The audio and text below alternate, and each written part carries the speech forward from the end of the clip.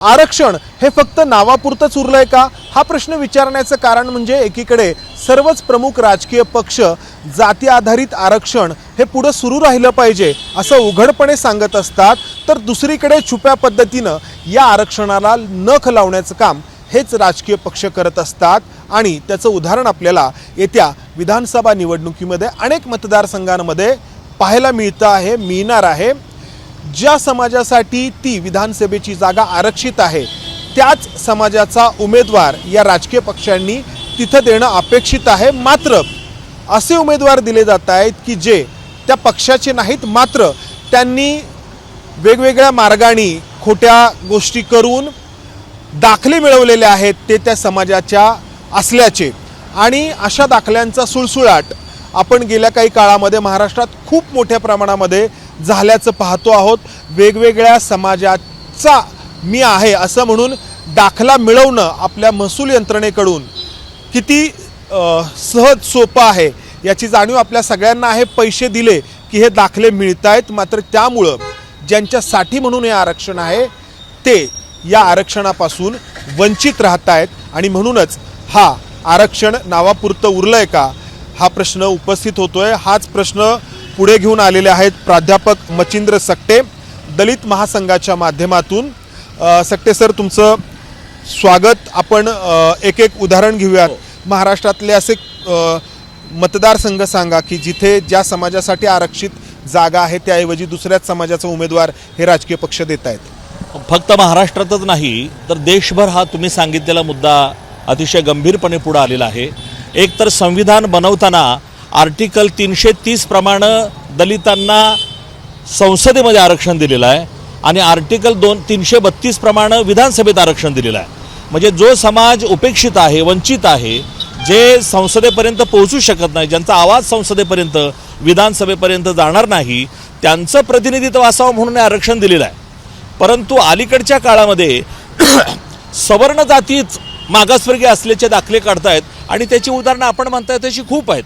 मी एक उदाहरण सांगेन की 2019च्या लोकसभा निवडणुकीमध्ये सोलापूर या राखीव मतदारसंघामध्ये लिंगायत समाजाचे एका महास्वामीनं बेडा जंगम नावाचं एक खोटं सर्टिफिकेट काढलं आणि ते इलेक्शनला उभे राहिले आणि निवडून आले, खासदार झाले। त्यांच्या विरोधात याचिका दाखल झाल्या आणि याचिका दाखल झाल्यानंतर त्यांचं अवैध ठरलं प्रमाणपत्र। सुप्रीम कोर्टात सुद्धा ते अवैध ठरलं, परंतु तेव्हा 5 वर्ष झालेली होती, उलटून गेली होती। काय अर्थ आहे? ही एन्जॉयड द चेअर, त्यानं सगळं ते एन्जॉय केलं। पण एका दलिताचा नैसर्गिक हक्क, राजकीय हक्क मात्र त्यानं त्याच्यावर अतिक्रमण केलं, ही वस्तुस्थिती आहे।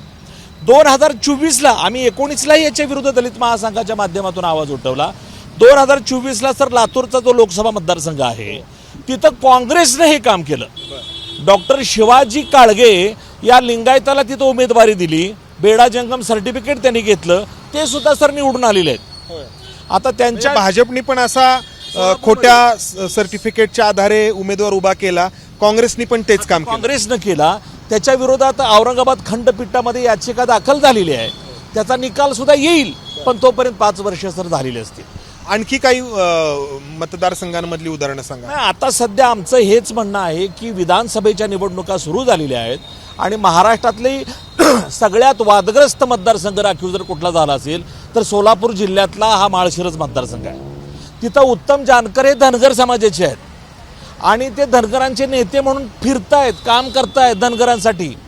या उत्तम ओबीसी आहेत, हा म्हणजे धनगर ओबीसी मध्ये येतात, केंद्राच्या यादीत ओबीसी मध्ये आहेत, महाराष्ट्राच्या यादीत NTC मध्ये आहेत, परंतु त्यांनी सर्टिफिकेट हिंदू खाटीक काढलेलं आहे त्या उत्तम जानकरांनी आणि SCचं सर्टिफिकेट घेऊन ते माळशिरस मतदारसंघामध्ये दलितांच्या राजकीय हक्कावरती अतिक्रमण करतायत। आणि सगळ्यात खेदाची गोष्ट जर कुठली असेल तर शरद पवारांचा राष्ट्रवादी काँग्रेस पक्ष त्यांना उमेदवारी देतोय। बरोबर आहे, मागच्या वेळी भाजपनी दिली, म्हणजे भाजपनी देऊ शकलं नाही, परत राष्ट्रवादी हे आता राष्ट्रवादी काय झालंय की विजयसिंह मोहिते पाटील हे मोठं प्रस्थ आहे, त्यांच्या विरोधात बंड खरं तर जानकरांनी केलं, सगळ्या गोरगरीब लोकांनी त्यांना साथ केली, पण आमदारकीचं स्वप्न त्यांना पडायला लागलं आणि त्या स्वप्न पूर्ण करण्यासाठी ते जेव्हा मतदारसंघ आरक्षित झाला त्यावेळी त्यांनी ही शक्कल चढवली की खटकाचं सर्टिफिकेट घेतलंय। सर हा बोला ना, आता काय झालंय की माळशिरस मतदारसंघामध्ये 32 धनगर समाजातल्या राजकीय लोकांनी खाटीक सर्टिफिकेट काढलेलं आहे. 32. त्यामध्ये माळशिरसचे माजी नगराध्यक्ष आहेत, पंचायत समिती माळशिरसचे माजी सभापती आहेत की त्यांच्याकडे खाटकाचं सर्टिफिकेट आहे. मला सांगा, हे 36 राजकारणी लोक जर हिंदू खाटीक म्हणून एससीच्या जागेवर आक्रमण करायला लागले तर उद्या सरपंच पद तरी दलितांना मिळेल का? जिल्हा परिषद पंचायत समितीमध्ये दलितांच्या आरक्षित जागा सुद्धा हे धनगरच घेणार आहेत. मग आता ही सर्टिफिकेट्स मिळत आहेत कशी? आपल्या यंत्रणेकडून जी काही पडताळणी केली जाते, जात पडताळणी, सामान्य माणसाला जात पडताळणी करून घ्यायची झाली, कास्ट व्हॅलिडिटी मिळवायची झाली तर किती त्याला संघर्ष करावा लागतो. संघर्ष हाच शब्द योग्य आहे हे आपण पाहतो. मात्र ही अगदी सहजपणे हे राजकारणी सर्टिफिकेट्स मिळवत आहेत. सर, या सर्टिफिकेटचा अक्षरशः बाजार मांडलेला आहे. 25,000 50,000पासून ते 1-1 लाख रुपयाला सर्टिफिकेट विकली जातात. आणि प्रत्येक जिल्ह्याच्या ठिकाणी ह्या ज्या डॉमिनंट जाती आहेत त्यांचेच अधिकारी आहेत. आणि त्यांचे अधिकारी असल्यामुळं हे अधिकारी लोक आपल्या माणसाला संधी मिळावी म्हणून आउट ऑफ वे जाऊन बेकायदेशीररित्या संविधान विरोधी कृती करतात आणि त्यांना पैसे घेऊन सर्टिफिकेट देतात. कधी कधी त्यांच्यावर इतका दबाव येतो की त्या दबावाला बळी पडून सुद्धा हे सर्टिफिकेट. कुठल्या समाजाची सर्टिफिकेट्स आता जास्त प्रमाणात काढली जात आहेत? तुम्हाला काय आढळतं? नाही, लिंगायत समाज आणि धनगर समाज आज मोठ्या प्रमाणावर एससीच्या राजकीय हक्कावर अतिक्रमण करत आहे. पण हे फक्त राजकीय हक्कापुरतं नाही आहे सर. आज मला सांगा, Babasaheb Ambedkar research and training institute आहे बार्टी, किंवा आता मातंग समाजासाठी आरटी झालेली आहे. तर हे लोक त्या बार्टीकडे सुद्धा पुन्हा यांचं एससी सर्टिफिकेट घेऊन जाणार. म्हणजे शिक्षणामध्ये हे आरक्षण घेणार, त्याच्यानंतर नोकऱ्यामध्ये घेणार आणि गव्हर्नमेंटच्या ज्या वेगवेगळ्या दलितांच्या स्कीम आहेत त्याच्यामध्ये सुद्धा हे आरक्षण घेतील. म्हणजे खरं तर हा धनगर समाज झाला किंवा हा जो लिंगायत समाज झाला हा खरं तर ओबीसी मध्ये आधीपासून आहे. पण आता तो एससी मध्ये जातोय नाही, ते सर्टिफिकेट सर्टिफिकेट घेतात. हा तेच ना, म्हणजे खोट्या सर्टिफिकेटच्या आधारे हे ते आरक्षण मिळवत आहेत. असे काही जाती आहेत की ज्या सवर्ण आहेत पण ओबीसी मध्ये ते घुसत आहेत, असंही होतंय. असं तर फार मोठं महाराष्ट्रामध्ये होत आहे. त्याच्याबद्दलचा संघर्ष आपण काही वर्ष बघत आहोत की जी डॉमिनंट जात आहे त्यांना खरं तर राजकीयच आरक्षण पाहिजे, राजकीय हक्क पाहिजेत, दुसऱ्यांचे पाहिजेत. आणि म्हणून ते आपला वाटाही घेत आहेत आणि दुसऱ्यांचा वाटाही कसा मिळेल यासाठी प्रयत्न करतायत. विषय गंभीर आहे, संविधान विरोधी आहे, सामाजिक न्यायाच्या तत्वाच्या विरोधात आहे. खरं तर अशा पद्धतीनं हे बघा, आपल्या देशामध्ये ना एक असं खूप मोठं असं नॅरेटिव्ह तयार केलं गेल्या काही काळामध्ये की आरक्षण आता जाती आधारित संपुष्टात आणायला पाहिजे आणि फक्त आर्थिक निकषांवरतीच आरक्षण द्यायला हवं, असं खूप सगळे लोक बोलायला लागलेले आहेत. खरं तर हे असं जे बोलतात ते वास्तवापासून खूप खूप लांब असतात असं म्हणायला हवं. कारण जात आधी की आरक्षण आधी असा जर जेव्हा आपण विषय घेतला तर जात आधी असते. तर जात किंवा जातीयता संपली नाही तर आरक्षण कसं संपणार? बरोबर सर, अगदी बरोबर आहे. जाती अंताच्या लढाईचं सूत्र म्हणजे खरं तर संविधान आहे. पण त्या संविधानाला साक्षीला ठेवून हे सगळ्या संविधान विरोधी कृत्य होत आहेत. मी आपल्याला एक गोष्टीचं निदर्शनास आणू इच्छितो सर, की या सगळ्या ज्या जाती आहेत ह्या डॉमिनंट कास्ट, आता 2029ला लोकसभेमधली संख्या वाढणार आहे, विधानसभेतली संख्या वाढणार आहे. आणि एवढ्या मोठ्या प्रमाणात जर संख्या वाढणार असेल तर आपली लोकं तिथे गेली पाहिजेत. असं ज्या संख्येनं प्रभावी जाती आहेत, ज्या आर्थिकदृष्ट्या प्रभावी आहेत, अशा जात दांडग्या आणि धनदांडग्या जातीतील लोक हा भ्रष्टाचार करतायत. एखाद्या स्त्रीवर अत्याचार झाला तर तो स्त्रीपुरता मर्यादित असतो. हा तर समाजाच्या राजकीय हक्कावरचा अत्याचार आहे. का सगळा विरोधाभास आहे? एकीकडे बऱ्यापैकी असं नॅरेटिव्ह सेट केलं गेलं की जाती आधारित आरक्षणाची काही गरज नाहीये, मात्र जातीयता खरीच संपली आहे का सर? काय वाटतं तुम्हाला आजच्या काळामध्ये? अजिबात संपलेली नाही. मी माझ्या लहानपणी होताना एकमेक वेगवेगळ्या जातीचं होतं, प्रेम होतं. जातींमध्ये हा एक्झॅक्टली जातींमध्ये किती विखार आज फार फार फार फार. जे माझे बालपणीचे मित्र आहेत की ज्यांच्यामध्ये आमच्या शाळेत सुद्धा आम्ही एक डबा खात होतो, आज तेच आमची ओळख करून देताना हा दलिताचा नेता आहे अशा पद्धतीनं माझे जातीकडे निर्देश करत असतात. आपण व्हॉट्सअप ग्रुप किंवा सोशल मीडियावरती पाहतोय की जातीचे व्हॉट्सअप ग्रुप बनलेले आहेत, बरेच आहेत. म्हणजे आणि जातीच्या आता ह्या आपण थोडं आपण अकॅडमिक बोलतोय, पण जर वास्तव जर बघायचं झालं तर बऱ्याच जातींचा उल्लेख किंवा नोंद असा आहे ना की त्याच्यामुळे संभ्रम निर्माण करायलाही संधी मिळते. म्हणजे राजपूत आणि राजपूत भामटा भामटा ही जे राजपूत आहेत ते फक्त भामटा लिहितायत आणि जागा बळकवतायत. अच्छा. आता आपल्या नांदेड जिल्ह्यामध्ये मन्नरवार नावाची एक डॉमिनंट जात आहे, स्पृश्य जात आहे मन्नरवार, आणि मन्नरवारलू ही आदिवासी आहे. तर हे मन्नरवार लोक जे आहेत ते मन्नरवारलू असं सर्टिफिकेट घेत आहेत आणि आदिवासींचे हक्क हिसकावून घेत आहेत. आता हे जे सर्टिफिकेट्स घेतात आरक्षणाचा लाभ घेण्यासाठी ते खरंच त्यांच्या बाकीच्या वैयक्तिक आयुष्यामध्ये कसं करतात? त्यांना रोटीबेटी व्यवहार तर त्यांच्याच याच्यामधला हवा असतो. त्यांच्यातच करतात आणि तरीसुद्धा इकडे या आरक्षणाचा लाभ घेण्यासाठी हे करतात. त्यांच्या नातेवाईकांनाही माहीत आहे की हे काय करतात. आता उत्तम जानकर यांनी जे काय आरक्षणाचा दाखला मिळवला आहे ते खाटीक नाही, त्यांचा एकही पावना खाटकामध्ये नाही. खाटीक ही स्वतंत्र जात आहे आणि म्हणूनच आमचं या माळशिरसच्या जागेच्या निमित्तानं सांगणं आहे शरद पवारांना की तुम्ही ज्येष्ठ आहात, तुमच्याकडे बघून महाराष्ट्राचं लोक राजकारण करत असतात, तर तुम्ही हा पायंडा पाडू नका. उत्तम जानकर या धनगर समाजाच्या नेत्याला, धनगर समाजाच्या व्यक्तीला तुम्ही आरक्षित जागेवरती उमेदवारी देऊ नका.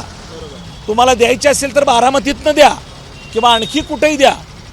त्यांना जर खासदार करा पाहिजे तर विजयदादांचा पुतण्या आता खासदार झालाय, पुढच्या वेळेला यांना खासदार करा, आमच्या जागेवर कशाला. आपण पाहिलं पूजा खेडकरच्या प्रकरणात देखील ज्या IAS होण्यासाठी ज्यांनी अनेक काही गोष्टी केल्या आणि त्यामुळं जो हक्क मारला गेला तो एका OBC विद्यार्थ्याचा किंवा विद्यार्थिनीचाच मारला गेला जो त्या जागेसाठी लायक होता. आणि इथं की ज्यांचा हक्क आहे आरक्षणानुसार त्यांचा हक्क मारला जातोय अशा बोगस पद्धतीने सर्टिफिकेट्स मिळवली जात आहेत. त्यामुळं तर आता तुम्ही लढा देताय पण हे राजकीय पक्ष काय याला म्हणजे किती गांभीर्याने घेत आहेत? आणि आता खास करून दलित चळवळी ज्या आहेत तर त्या म्हणजे कितपत याबद्दल कुठं काही आवाज उठवताना दिसतंय? दलित महासंघानं या प्रश्नावरती आवाज उठवायचं ठरवलेलं आहे. गेल्या काही वर्षापासून आम्ही या प्रश्न सातत्यानं लोकांच्या समोर नेतोय. आरक्षण बळकवण्याची जी काही धनदांडग्यांची जी प्रक्रिया चालू आहे तिला रोखण्यासाठी ती लोक चळवळ झाली पाहिजे अशा पद्धतीनं आम्ही प्रयत्न करतोय. शरद पवारांना आवाहन आम्ही केलेलं आहे की जानकरांना तिथं उमेदवारी देऊ नका आणि जर राष्ट्रवादीनं जानकरांना उमेदवारी दिली तर दलित महासंघाच्या वतीने निषेध म्हणून मोदी बागेतील त्यांच्या घरासमोर आम्ही निदर्शनं करण्याचा निर्णय घेतला आहे. आणि निदर्शनं करणार म्हणजे करणार. शरद पवारांच्या विषयी मनात प्रेम ठेवून सुद्धा आम्ही हे करणार, कारण आमच्या राजकीय हक्काला नख लावण्याचं काम तुमच्या भाषेमध्ये ही जर सिस्टीम करत असेल तर आमच्या अस्तित्वासाठी आम्हाला हे करावं लागेल. आणि शेवटचा प्रश्न की आरक्षणाच्या बद्दल आपण म्हटलं की बाबा जाती आधारित आरक्षणाची गरज नाही असं एक हळूहळू नॅरेटिव्ह जे आहे ते सेट केलं जातं आहे. आणि दुसरीकडे आपण बघतो आहोत की जातींमधला विखार हा किती वाढतो आहे आणि आरक्षणासाठी सगळ्याच जाती अगदी तुटून पडलेल्या आहेत. एकमेकांना पाण्यात पाहणं जे आहे ते होतंय. तर मग पुढचं तुम्हाला काय दिसतंय की या सगळ्या चळवळीतला माणूस म्हणून? अतिशय सिन्सिअर आहे, अतिशय सिरियस आहे. जाती आज टोकदार झालेल्या आहेत. एक जात दुसऱ्या जातीचा द्वेष करत आहे. प्रत्येक जात हे एक स्वतंत्र गाव झालेलं आहे, स्वतंत्र देश झालेला आहे. गावागावात अशी गावं निर्माण झालेली आहेत आणि मला वाटतंय देशाच्या ऐक्याच्या दृष्टीनं ही अतिशय गंभीर गोष्ट आहे. याच्यावरती जातीच्या पलीकडे जाऊन जे तुझं आहे ते तुला राहू दे, माझं आहे ते मला राहू दे, अशा पद्धतीची जर भूमिका घेतली तर मला वाटतंय हा सर्वांनाच न्याय मिळू शकतो आणि तोच त्याच्यावरचा सगळ्यात उत्कृष्ट पर्याय आहे. आरक्षण कशासाठी तर जाती अंतासाठी. डॉक्टर बाबासाहेब आंबेडकरांनी हे सूत्र ठरवून दिलं. मात्र गेल्या काही काळामध्ये जातीच्या भिंती तर अधिक घट्ट झाल्याचं आपण पाहतो आहोतच आणि दुसरीकडे या आरक्षणाला नख लावण्याचा देखील प्रयत्न होतो आहे आणि त्यामुळं दुहेरी मार पडतो आहे. ज्या अजूनही जाती वंचित आहेत किंवा ज्या जातींमधले लोक वंचित आहेत असंही सांगितलं जातं की अमुक अमुक बघा किती मोठा झाला. तो एक व्यक्ती असतो मात्र त्याची इतर तो ज्या जातीतून आलेला असतो ती जात अजूनही तळागाळालाच असते. या सगळ्याचा विचार नेत्यांनी करण्याची गरज आहे कारण राजकारणामध्ये ज्याची सुरुवात होते तेच हळूहळू आपल्या समाजामध्ये झिरपत जातं. कॅमेरामन राजेश बिडकर सह मी इथेच थांबतो. धन्यवाद. ABP माझा, उघडा डोळे बघा नीट.